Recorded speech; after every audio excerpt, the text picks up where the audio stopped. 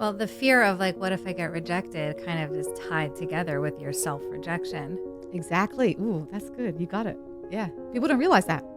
They don't realize that I'm so scared of rejection in someone else because deep down I'm rejecting myself. Let's deep dive into self-rejection. A lot of this stuff is at the subconscious.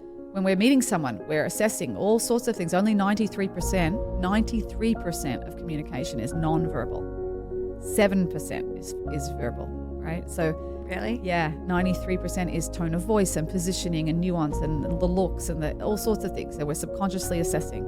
So it really helps to learn how to tap into your subconscious level, which is one of the easiest ways to do that is through the body. The body expresses the subconscious. The Sarno method talks a lot about this. And often we have an incongruence. So the cognitive mind, let's say, I'll use dating just because we're talking about that. The cognitive mind will say, I want to get married. Like I'm ready for marriage. I want to be married. I'm going out. I'm doing all the things I need to do. Subconsciously, I'm scared. I have a pit in my stomach. I have a constriction in my chest. I get really nervous, like high levels of nerves. And those things will hijack how I show up. And they'll create the very thing usually that I don't want because I'm already scared of that thing happening.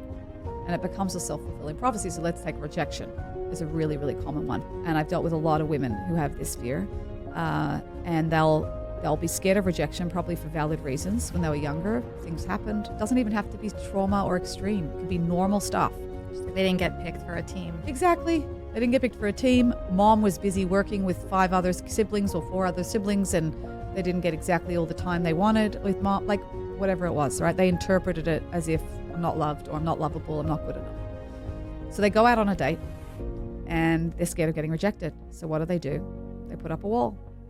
Either the wall could be one of silence, not going to say a lot, or it could be a wall of I'm just going to keep it very superficial, which is often draining and painful, or it's a wall of perfectionism.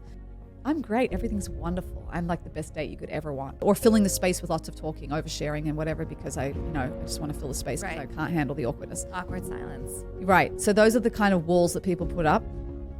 And what happens? The person says, really nice lady, but didn't feel a connection, so I'm gonna leave it here. And the very thing they didn't want to happen happens. Rejection. And they say, see, I'm always rejected. So one of the clues of what you need to work on, what all of us need to work on, is when you see patterns. What are your patterns? Where are your areas of conflict? Where are your areas that you keep seeing? I can't believe I'm here again. I can't believe I'm in this situation again. So rather than beat yourself up, be curious about it. I always call it compassionate curiosity. Isn't that interesting that just happened to me again? I'm the common denominator of these patterns. What is going on here? I'm creating a dynamic without realizing it. Let me explore that. Let me be curious about it. Don't beat yourself up. Beat yourself up is staying stuck. It's self-rejection. We want to be curious. Isn't that interesting that I did that? Wow. I want to explore that more.